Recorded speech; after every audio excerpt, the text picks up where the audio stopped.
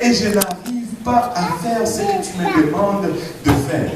Mais c'est juste d'aller avec ce sentiment devant Dieu. Et des fois, on dirait que tu pries seulement 2 minutes et quelqu'un reçoit le Saint-Esprit. Tu évangélises et quelqu'un vient à Dieu. Tu tournes à gauche et Dieu pourvoit tes besoins. Et il y a un sentiment de joie. C'est aussi légitime d'aller avec ce sentiment de joie devant Dieu. Toute gamme de sentiments humains doit être apportée devant Dieu. Et c'est légitime. S'il faut pleurer, il faut aller pleurer au pied de Dieu. S'il faut se réjouir, il faut aller se réjouir au pied de Dieu. S'il faut se plaindre, il faut aller se plaindre au pied de Dieu. S'il faut aller réclamer, c'est à Dieu qu'il faut réclamer. Amener tout sentiment devant Dieu, c'est ce que le livre des psaumes nous enseigne. Amen. Amen. Une grande partie de la religion semble être de faire de chacun de nous des êtres saints. Et c'est ça le but. Nous devons être saints parce que nous voulons entrer dans la présence de Dieu. Mais cette sainteté doit venir d'une quelconque façon. Ce n'est pas en essayant de garder des règles qui semblent aller à l'encontre de qui nous sommes vraiment à l'intérieur. Suivre Dieu, c'est aller à l'encontre de notre volonté. Et c'est pourquoi il faut que notre volonté meure au préalable. Mais cette volonté est têtue, savez-vous. Tu le tues aujourd'hui, demain il est là. Tu frappes encore, tu le tues, après-demain il est encore. C'est une lutte continue. Une lutte continue. Nous souffrons tous la même chose. Nous souffrons tous la même chose. Mais les psaumes sont au sujet d'une relation avec Dieu et nous pouvons être totalement humains et faire connaître à Dieu par le moyen de la prière exactement ce que nous ressentons et ce que nous vivons. C'est comme s'il ne le savait pas déjà. Mais allez-y. Faites-le connaître à Dieu. Il n'y a rien de tel que rentrer dans ta chambre, là où tu es seul. Les moments seuls sont le moment le plus efficace. Parce que c'est en ce moment-là que le vrai sort. Quand je suis devant vous, alléluia, je vais être tout le temps excité.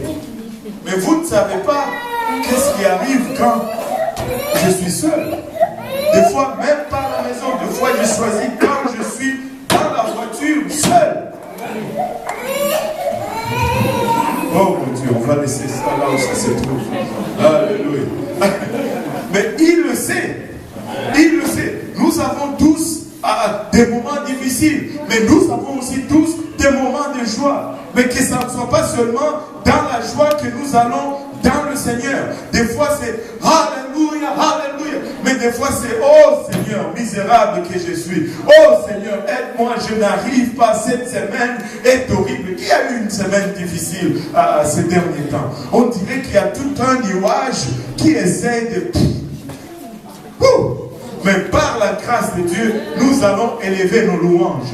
Par la grâce de Dieu, nous allons faire retentir, alléluia, nos adorations. Par la grâce de Dieu, alléluia, cette adoration, percée cette louange de paix, alléluia, et la gloire de Dieu va traverser pour nous toucher là où nous sommes. Oh, Dieu sait, il le sait, mais je dois le lui faire savoir encore. Les psaumes nous apprennent à chercher Dieu de tout notre cœur, de lui dire la vérité et de tout lui dire. De tout lui dire. Au fond, nous avons intérêt à tout lui dire. Parce qu'il le sait déjà. N'essaye pas de tromper Dieu. N'essaye pas de mentir à Dieu. Tu peux me mentir. Tu peux mentir le frère Luc. Mais à Dieu, tu ne peux pas mentir. Tu ne peux pas mentir. Nous pouvons tout lui dire et de l'adorer non seulement à raison de ce qu'il donne, mais à raison de qui il est. Des fois, nous avons difficulté à adorer Dieu parce que nous ignorons qui il est, mais nous sommes toujours conscients de ce qu'il nous donne. Et nos adorations sont au fond déterminées par ce qu'il nous donne. C'est comme ça, on n'appelle pas ça des chrétiens. Ça, on appelle ça les fanatiques des Canadiens. Tu sais, quand ils sont au match de hockey, ils sont là. Oh, oh, oh, oh. C'est seulement quand l'équipe marque. Wow! C'est celle-là qu'il... non. Nous adorons avant que Dieu ne marque. Parce que nous savons que notre adoration, ce n'est pas parce qu'il a marqué, mais c'est parce qu'il est le marqueur. Et il marque toujours. Il marque toujours. Il y a un mur autour de toi. Adore autour de ce mur. Adore. Il y a une montagne. Adore autour de la montagne. Vous savez, des fois, nous voulons associer toujours l'adoration au bien. Savez-vous, la première fois que le mot adoration a été mentionné dans la Bible, ce n'était pas dans une circonstance de joie. Qui se souvient où la Bible parle premièrement de l'adoration? C'est lorsque Abraham montait pour sacrifier son fils Isaac. C'est la toute première fois que la Bible nous parle du mot adoration. Vous restez ici, moi et l'enfant, nous allons aller plus loin pour adorer. Quoi?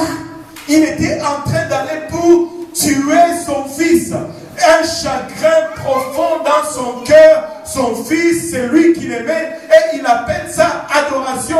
Oui, c'est ça l'adoration. C'est ça l'adoration. C'est ça l'adoration. Parce que ça ne dépend pas de ce qu'il est en train de recevoir. Il est en train d'aller perdre.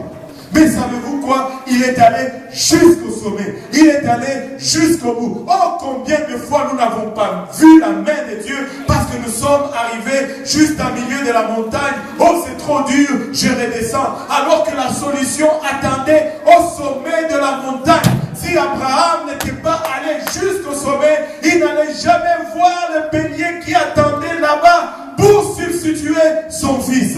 Il allait retourner et se fâcher contre Dieu. C'est Dieu est tellement cruel. Il voulait tuer mon enfant. Mais moi, alléluia, je suis arrêté au milieu. J'ai rentré. Regardez, mon enfant est vivant. Et 2 jours après, bang, l'enfant est malade. Et il meurt. Mais il est allé jusqu'au bout.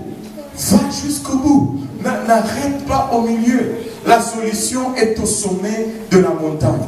Va jusqu'au bout. Regarde ton voisin, dis-lui, va jusqu'au bout. Ça ne fait pas partir de notre aujourd'hui. Mais quelqu'un doit aller jusqu'au bout. C'est lourd.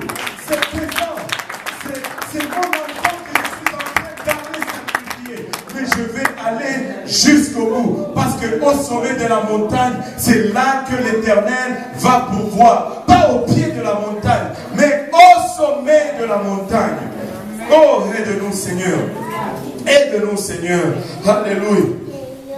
Alléluia. Les psaumes nous montrent comment accepter les épreuves et les transformer en triomphe ou en victoire. Et si nous avons échoué, il nous montre comment se repentir et recevoir le pardon miséricordieux de Dieu. Les psaumes nous montrent tout en ce qui concerne notre relation avec Dieu. Et c'est pourquoi les psaumes sont vraiment au centre de notre grille de la vie. Quand ça va bien, on prie et on garde notre relation avec Dieu. Quand ça ne va pas, on prie et on garde notre relation avec Dieu. Quand on ressent Dieu, on est dans les cantiques, on prie et on garde notre relation avec Dieu. Et quand ça ne va pas, quand on est dans l'Ecclésiaste, on prie et on garde notre relation avec Dieu. La prière doit être au centre de notre vie. Quand ça va ou quand ça ne va pas, quand nous ne faisons pas, quand les résultats sont là ou quand les résultats ne sont pas là, quand nous ressentons Dieu ou quand nous ne le ressentons pas, nous devons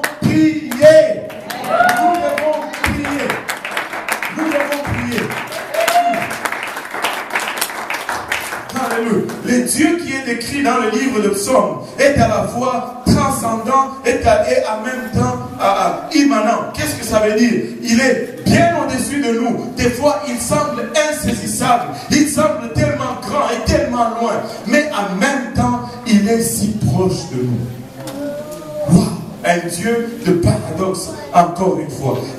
Il est au-dessus de nous et pourtant personnellement avec nous. En même temps, il est tellement grand, il est tellement saint. En même temps, il est en dedans de nous et si proche et si compatissant à nos situations. Et il est à la fois le Dieu très haut et il est à la fois Emmanuel, Dieu avec nous. Il est un Dieu qui est super et il est un Dieu qui est tout simplement bon. Mais surtout, il est un Dieu que nous pouvons connaître. Nous pouvons le connaître. Regardez, Actes chapitre 13, verset 22 nous dit, puis l'ayant rejeté, il leur suscita pour roi David, auquel il a rendu ses témoignages. J'ai trouvé David, fils d'Isaïe, homme selon mon cœur. En même temps, cet homme selon le cœur de Dieu, en même temps, il a commis des choses graves dans sa vie. De ce même cœur, d'où venait toute cette miséricorde et cette grâce, au point que Dieu l'appelle l'homme selon mon cœur, et il dit qui accomplira toutes mes volontés. Waouh! Waouh! Regardons un peu le livre de psaumes. Environ le 2/3 des auteurs de 150 psaumes s'identifient à nous. Ils sont réels. Quand il faut pleurer, ils pleurent. Quand il faut demander pardon, ils demandent pardon. Quand il faut se réjouir, ils se réjouissent. Ils s'identifient vraiment à nous, avec David qui prend vraiment la tête. Et il a écrit 73 psaumes. Rappelez-vous qu'il était un homme selon le cœur de Dieu, mais il n'était pas parfait. Mais ce qui fait de lui un homme au cœur selon Dieu, c'est que sa vie était vraiment un livre ouvert devant Dieu. David ne cachait rien à Dieu. Et c'est ce qui a fait la différence dans sa vie. Ainsi, les psaumes sont un livre sur la communion avec Dieu. Notre relation avec Dieu. Une chose que beaucoup de gens manquent de voir dans l'étude de la Bible, c'est que la Bible est fondamentalement un livre de prière. C'est ce que la Bible, elle nous ordonne de prier à plus de 250 fois. La Bible nous demande de prier. Et la Bible parle de la prière plus de 280 fois. Et nous donne beaucoup des exemples des hommes de Dieu qui, dans leur détresse, ils ont prié. Dans leur réussite, ils ont prié. Dans leur péché, ils ont prié. Dans leur obéissance à la parole de Dieu, ils ont prié. Et toutes sortes de nombres, toutes sortes d'espèces de prières contenues dans ce livre. Et c'est vraiment un livre qui nous donne comment communier avec Dieu. Retournons un peu en arrière, parce que nous aujourd'hui, on a le luxe d'avoir la Bible. Nous aujourd'hui, on a le luxe d'avoir le livre de psaumes. Mais Adam et Ève, ils n'avaient pas de Bible, eux autres. Il y a bien des gens qui n'avaient pas le livre de psaumes. Mais comment ont-ils fait?